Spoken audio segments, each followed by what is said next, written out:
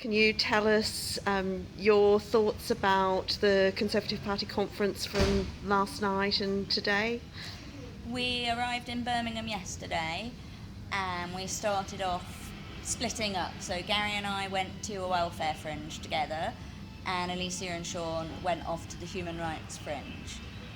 And the welfare fringe, there was Lord Freud on the panel, and Charlie Elphick, the MP, and Julia Unwin from JRF, and Kirsty McHugh, who is the chief exec of URSA, and Fraser Nelson from The Spectator was the chairman. And they talked a lot about how important it is to break people's dependence on welfare, but they didn't talk about why people need support, and they didn't seem to understand that without the right support and the right training, people can't get into work. They're just focused on breaking our dependency without really having any idea of how to do that or what it was doing to people. And Gary explained to them what had happened to him in the job centre when he was looking for work and he couldn't fill in the form the way that the job centre required. So he was threatened with being sanctioned. And that seemed to bother some people, and it was a very good question. But then the panel, Lord Freud and Charlie Elphick, kept getting learning disability and mental health problems muddled up. We heard lots of new terms for mental health from Lord Freud. I think my favourite was mental ill health disablement. But he used about 5 different terms nobody had heard of before. And then he didn't apologise to Gary, whereas the other MP did.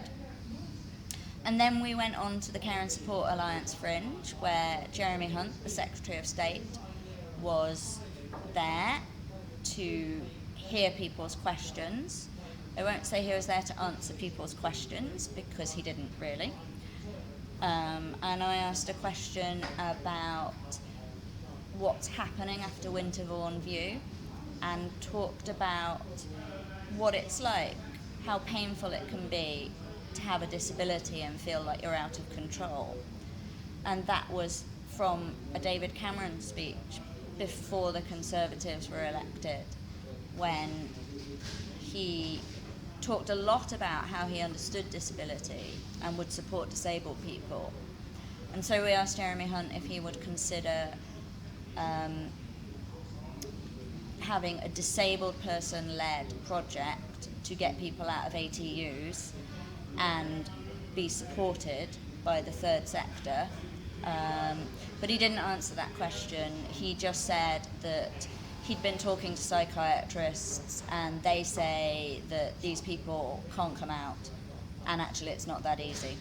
So that was a bit disappointing, really, that he didn't understand the issues properly, and that he's kind of taking the easy option by saying that these are people who should be kept away from everyone else, which is really sad. And then today we met Dominic Grieve, who until recently was the Attorney General, and we talked to him about human rights and about what's happened to people like Conor Sparrowhawk and the Justice for Nico campaign. And we talked to him about the LB bill that people are thinking about at the moment, and he said he'd like to know much more about that. We talked to Claudia Wood from Demos to find out what think tanks do and how they do it. We had a meeting with Vicky, who's the Chief Exec of Papworth Trust, to talk about ways of working together. And then we had a brilliant meeting at the end of the day with Andrew Hawkins, who's the head of Comrades, the polling organisation.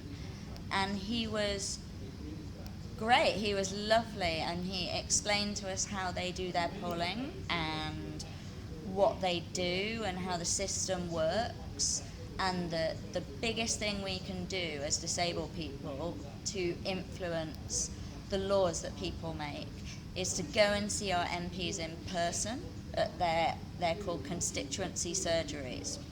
Because if an MP hears from 4 or 5 different people in their constituency about one issue, they start worrying about it and realising that they have to do something about it. So it's even better than writing a letter, and that makes it a lot more accessible for a lot of people. Anybody can go and see their MP, you just make an appointment with them, and then you go and talk to them about the issues you want to.